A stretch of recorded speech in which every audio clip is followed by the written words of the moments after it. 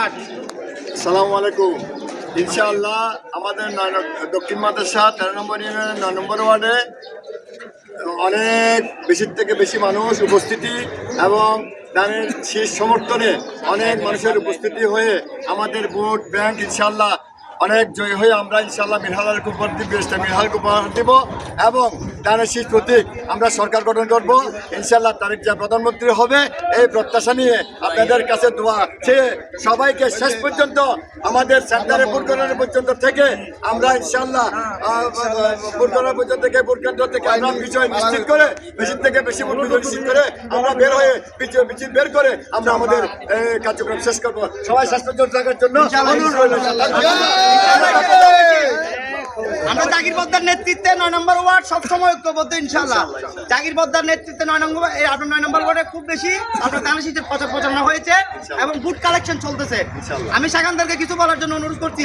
আমার সাথে এখানে আমি আহ্বায়ক, আমার সচিব আছে এবং আমাদের যারা স্বাস্থ্য কর্মী আছে ইনশাল্লাহ এরা সহ আমি সবার নাম বলতেছি না, আমার মামা তো আমার বন্ধু সবাই আমরা অনেক কষ্ট করছি আজকে শুধু ভালো একটা ফল নেওয়ার জন্য। ভালো ফল নিয়ে আমরা উপহার দিব, উপহার দিব না সব থেকে বেশি আমরা দক্ষিণ মাদ্রাসা হাটাজারি রেকর্ড করবো। আমরা সবাই থাকবো তো ইনশাল্লাহ। সাকান্দর কিছু বলবে, আসো আসো বলো বলো বলো বলো একটু বলেন।